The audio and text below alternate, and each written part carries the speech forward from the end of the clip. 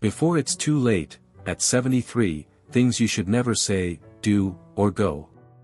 If you have passed 70, you already feel it, life changes. Days seem to fly by, familiar faces disappear, and your body constantly reminds you that every decision now carries more weight. At this stage, living longer isn't the real goal anymore. Living better is. And that's why today's message is so important.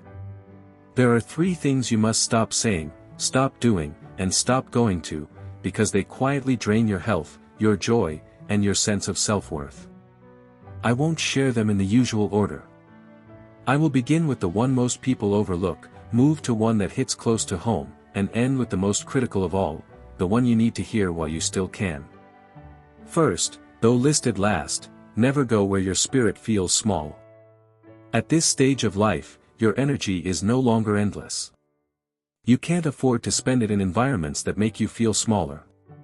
Maybe it's a family home where you're treated like an inconvenience. Maybe it's a social circle fueled by negativity, complaints, or judgment.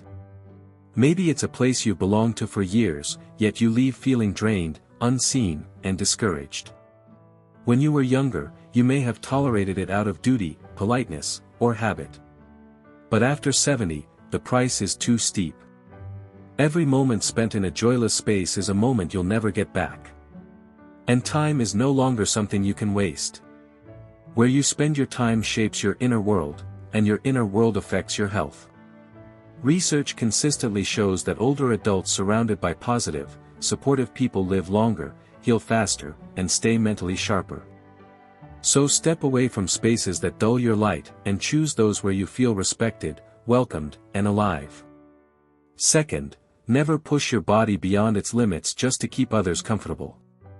You've already given a lifetime of effort, working hard, caring for others, carrying responsibility, and putting yourself last. That chapter is complete. Ignoring your body now to avoid disappointing someone is a dangerous mistake. Maybe it's lifting heavy items so you don't inconvenience your children. Maybe it's standing too long at gatherings so no one thinks you're weak. Maybe it's eating food that harms you because it was offered kindly. Hear this clearly, your body is your lifelong residence. Damage it now, and healing becomes slower, or may not happen at all.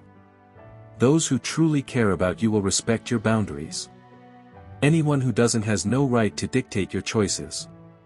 Protecting your health does not make you a burden, it makes you intelligent. Every time you say no to what harms you, you're saying yes to independence, comfort, joy, and pain-free mornings.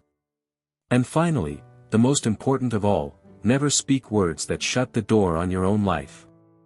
At 70, your words stop being casual remarks. They become commands to your mind, your body, and your soul. When you tell yourself, "I'm too old," your brain accepts it as fact. When you say, "It's too late," your heart quietly abandons its hopes.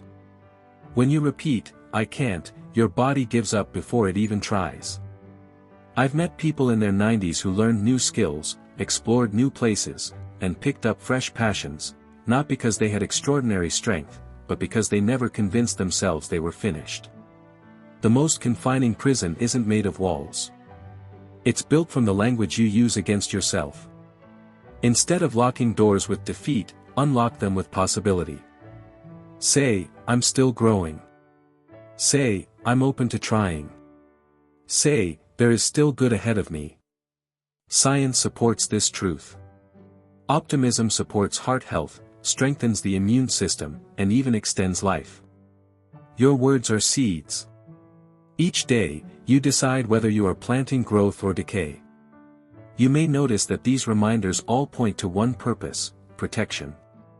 Protecting your spirit from draining environments. Protecting your body from damaging habits. Protecting your mind from limiting beliefs.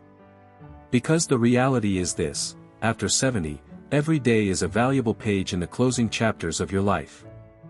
You don't want those pages filled with regret over where you stayed, what you tolerated, or how you spoke to yourself. Let me share a brief story. Several years ago, I met an 82-year-old woman named Diana. For decades, she met weekly with the same group of friends. Yet every meeting left her feeling smaller. The conversations always revolved around illness, failure, and disappointment. One week, she chose not to return.